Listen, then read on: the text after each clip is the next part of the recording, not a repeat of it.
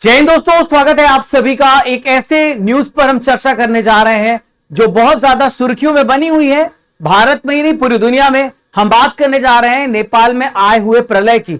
नेपाल में भारी तबाही मची हुई है। नेपाल में बहुत बड़ा एक वापस से बाढ़ देखने को मिला, जिसमें बहुत सारे लोगों की भी जान चली गई, बहुत सारे लोग लापता हैं। और हमारे जो भारतीय पर्यटक गए थे कैलाश मानसरोवर की यात्रा करने, वहां पर भी बताया जा रहा है लगभग 400 से 500 जो भारतीय पर्यटक हैं लापता हैं। आइए जानते हैं इसका असर भारत पर क्या होगा और क्या कारण था कि नेपाल में इतना बड़ा प्रलय देखने को मिला है। मेरे पीछे आप तस्वीर देख सकते हैं, बिल्डिंग्स की तस्वीर है जो अब आपको देखने को नहीं मिलेगी। ताश के पत्ते की तरह ये सारी उड़ गई हैं। जो लोग थे अपनी जान बचाने के लिए चींटियों की तरह भाग रहे थे कि अपनी जान बचाए, क्योंकि इतना तेजी से यहां पे पानी आया, बहाव आया कि इनके पास मौका ही नहीं था कि वो अपनी जान को बचा सके। यहां पर आप दूसरी तस्वीर देख सकते हैं जहां पर जो पानी का फ्लो आप समझ सकते हैं किस तरीके से पहाड़ों से पानी बह करके आ रहा है। यहां पे डैम बना हुआ था, इसको भी बहुत बड़ा नुकसान हुआ है। बिल्डिंग, स्कूल, कॉलेजेस, बताया जा रहा है कि बहुत सारे जो 7-8 ब्रांचेस थे, मैंने पढ़ा, जहां पे बैंक एम्प्लॉयज काम कर रहे थे और वो लापता है। बैंक की जो ब्रांचेस है वो यहां पे उड़ गई हैं ताश के पत्तों की तरह। चाहे डैम्स हो, बिल्डिंग्स हो, कॉलेजेस, इंफ्रास्ट्रक्चर, सारा यहां पे तहस नहस हुआ है। जो भी पानी के रास्ते में आया है वो सब यहां पे उड़ गया है, आप यहां पर देख सकते हैं। तो साथियों, ये जो तस्वीर आप देख सकते हैं बाद की तस्वीर है, जब पानी का फ्लो बिल्कुल से खत्म हुआ।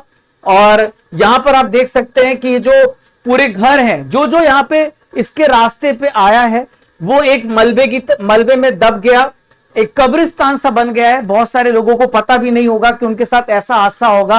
लोग अपने घरों में काम कर रहे होंगे, अचानक से मौत आई और मौत ने इनको गले लगा लिया है। आप यहां पर देख सकते हैं ये घरों को जो पूरे मिट्टियों से ढक गए हैं, मलबे से ढक गए हैं। फ्लो को आप समझ पा रहे होंगे कितना भारी यहां पे बहाव था। तो यहां पर देखिए जो जगह है, आप देखिए जो जगह है नेपाल में, जगह रसुवा, जहां पर ये भारी बाढ़ देखने को मिली। तो नेपाल की जो कैपिटल काठमांडू, वहां से 125 किलोमीटर दूर है रसुवा, वहीं पर ये तबाही देखने को मिली है रसुवा पे। और यहां पे जो नदी है इसका नाम है त्रिशूली नदी, और एक भोटे कोशी रिवर है, भोटे कोशी रिवर, जिसमें एकाएक यहां पे बहाव बढ़ा। तो क्या कारण है वो भी मैं आपको समझाता हूं।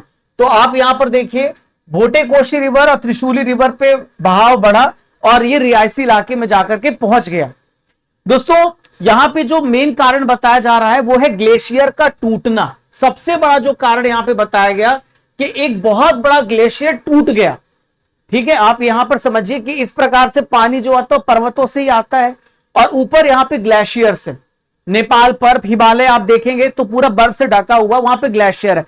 ग्लेशियर जब टूटा तो नेपाल और तिब्बत सीमा पर जो बहुत ऊंचाई पर स्थित है, बहुत बड़ा ग्लेशियर टूटा और एक हिस्सा जो अचानक से करीब 1 किलोमीटर नीचे घाटी पे जाकर के गिर गया। अब एक बात आप समझो, एक बात अच्छे से आप समझो कि पानी है और आप एकाएक उस पर पत्थर डाल दीजिए, तो पत्थर डालेंगे तो पानी उछल करके बाहर आएगा।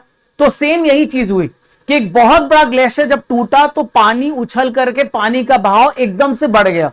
दूसरा यहां पे क्या हुआ, भीषण भूस्खलन और घर्षण, यानी बहुत बड़ा यहां पर क्या हुआ, बहुत बड़ा लैंडस्लाइड हुआ और घर्षण हुआ। घर्षण की वजह से क्या हुआ, जब ग्लेशियर टूटा तो पहाड़ों की चट्टानें भी यहां पर ढह गई। और जब इतनी ऊंचाई से जब कोई भी चीज यहां पर गिरती है तो घर्षण भी होता है, गर्मी बढ़ती है, तो बर्फ जो है वो तेजी से पिघल गई। जब बर्फ तेजी से पिघली तो लगभग यहां पर जो बर्फ पिघली तो पानी का फ्लो अपने आप बढ़ ही जाएगा। लगभग ये भी बताया जा रहा था कि 5.2 रिएक्टर का भूकंप जैसा महसूस हुआ, क्योंकि इतनी तेजी से ग्लेशियर गिरा था। अब मानसून की गीली मिट्टी जो थी, जो मानसून का तीसरा कारण मैं बता रहा हूं, गीली मिट्टी की वजह से जो मलबा और बर्फ था वो सैलाब की तरह नीचे आया। और मानसून की बारिश पहले से हो रही थी, गीली मिट्टी भी थी, तो मलबे को अपने साथ लेकर के वो यहां पे बहने लगा, मलबा भी साथ में बहने लगा, गीली मिट्टी साथ में बहती है, तो कीचड़ और खतरनाक बहाव यहां पे और ज्यादा बढ़ गया। और देखो चौथा बहुत बड़ा कारण जलवायु परिवर्तन, या टेम्परेचर लगातार बढ़ रहा है। अल नीनो इफेक्ट की वजह से हमारे भारत में भी मानसून नहीं आया है, तो ग्लोबल वार्मिंग की वजह से लगातार ग्लेशियर पिघल भी रहे हैं। तो ऊपर भी धीरे धीरे क्या था कि पानी का बहाव तो था ही, धीरे धीरे पानी इकट्ठा हो ही रहा था और वो एकाएक यहां पर पहुंच गया रियासी इलाकों में, जिससे भारी तबाही मची। तो दोस्तों ये 4 बड़े कारण थे जिसकी वजह से नेपाल में इतना बड़ा प्रलय देखने को मिला, जिसमें बहुत सारे लोगों की जान चली गई है। साथियों, आप सभी कमेंट बॉक्स से बताइएगा नेपाल के वर्तमान जो प्राइम मिनिस्टर हैं उनका क्या नाम है, और दूसरी बात बताएं नेपाल की वर्तमान राष्ट्रपति कौन है, और ये जानकारी अपने दोस्तों तक पहुंचा दीजिए ताकि उनको भी इसके बारे में पता चल सके। दोस्तों आप सभी हमारे टेलीग्राम चैनल राजा गुप्ता करंट अफेयर्स को ज्वाइन कर लेना, जहां पर रेगुलर इंपॉर्टेंट आपको अपडेट मिलता रहता है।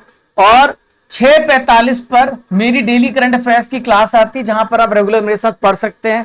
7:45 पे 10 मिनट का शो होता है। दिन भर बहुत सारे इंपॉर्टेंट मुद्दों पे चर्चा होती है, जीके जीएस के टॉपिक्स के साथ भी आप मेरे साथ जुड़ सकते हैं। तो थैंक यू एवरीवन।